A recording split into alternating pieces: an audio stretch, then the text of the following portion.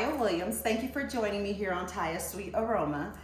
For today, I'm going to be sharing with you a recipe that I use in a number of different dishes. It can be served as something that you top other things with, or just mixing in with so many other things. It is one of my favorites to make. It's going to make the house smell amazing, nice spices running through the air, and that recipe is my chili dog chili. This chili recipe is one that I usually always keep on hand in the freezer. I happen to be out of it, which is why I'm going to be sharing the recipe with you here today. It not only goes great on top of a hot dog, I mean, it makes amazing chili dogs, but I've played with it over the years and I now use it in dips. I use it in a number of different recipes. One that I plan to be sharing here with you soon, which is why I need to stockpile it again. And it's a ton of different flavors. I mean, you're gonna see this ingredient list and you're gonna think, like, this is just way too much, too many ingredients, but these are all ingredients that I always usually have on hand, and they are what make this chili one of the best chilies that you will ever taste. Now, I am gonna get everything measured out here. I'm getting my onions and garlic all chopped up and ready for this recipe. I have some other things that I need to measure out, but as soon as I get done, I will bring you in a little closer so we can go over the ingredients. As you can see, there aren't a whole lot of the main ingredients that go into the chili. Where the list gets long at it is with the spices, and we'll go ahead and start on this plate. So for the seasonings, what you're gonna need is some dried parsley, some chili powder, dark brown sugar, bay leaves, some onion powder, some smoked paprika. I usually use kosher salt. I happen to be out, so I'm using the next best thing today, and that is some sea salt. I have some dried oregano, granulated garlic, cayenne pepper, which is optional, but this amount that I put in, it just gives it a slight kick. So I say put it in, even if you don't like it really spicy. It doesn't make it spicy, it just adds a little peppery flavor to it. I also have some black pepper and some ground mustard, some 80/20 ground beef, some garlic, Worcestershire sauce, some tomato paste. Here's my red pepper sauce, which was also in the freezer, which is why I like to prep this stuff ahead of time, because then it saves me time when I'm using it in recipes like this. I also have a large yellow onion that I diced up, and some water. The next thing that I need to do is get everything taken back over to the back so that I can get started cooking and get this delicious chili smell going all throughout my house. So I'm gonna move everything back so we can get started. To this pot that I have heating over a medium-high heat, I'm gonna start by adding in my ground beef, my onions and garlic. Give everything a quick stir to combine. Okay, these have been cooking together for about 5 minutes, and during that time I've been really trying to break down any chunks of meat that may be in the pot. Now, I'm not gonna be draining any of this fat off. You wanna keep the fat because during the cooking time, it's gonna help break down that meat.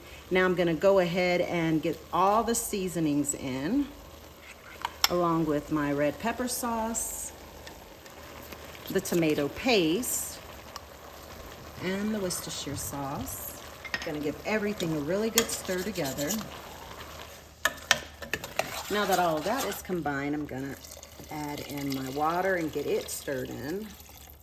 Okay, everything has been mixed together well. Now I want you to take a look. You can see some of these, some of the onion and garlic, some chunkier bits of meat. But as this sauce continues to cook, everything is gonna break down and become this really nice velvety sauce. And I wish you can smell the smells that I'm smelling right now. But in the meantime, I'm gonna allow this sauce to come up to a boil. I'm gonna cover it with the lid. When I cover it with the lid, I'm gonna turn the heat down to about a medium low and allow it to cook for 3.5 to 4 hours. Now, I usually let it go the whole 4 hours unless I'm in a rush to use the sauce. But give it some time. If you notice it looks like it's starting to get a little too thick, add a little water in, but it should be fine if you're coming and stirring it occasionally. Then everything should cook up nicely for you. So here you can see it's starting to boil. I'm gonna go ahead and cover it with the lid, turn my heat down and to about a medium-low heat. Allow this to cook, just check on it occasionally, and I will show you what this sauce looks like when it is all done. So my chili has now been cooking for 4 hours, and before I give it a stir, what I'm gonna do is use this measuring cup and just go over the top, strain off some of this fat. Okay, now I'm gonna be leaving just a little bit of the fat in there, just not all of that, just strained off some of it, cleaned it up a little. Now I wanna give it a stir. Okay, I've been fishing around for my Baileys. They've done their job, so I'm gonna go ahead and remove them from the pot. Again, giving you a look at the chili. Chili is now done. After all those hours of simmering, I can give it a taste now. I'm gonna give it a taste with a tortilla chip here. And it has this very beautiful sort of real deep red color, and I can smell all of those spices. Oh, it's nice and thick, still a bit hot. We are not actually going to be using this chili. This is not for dinner tonight. Like I said earlier, I like to store it away, so be sure to stay tuned because I'm going to be using it in some upcoming recipes. Show you some of my fun ways of playing around with it.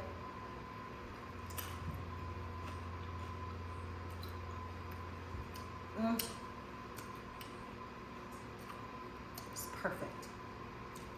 I don't need to add any extra salt or pepper. Of course, give it a taste. If you feel it needs more, add a bit more.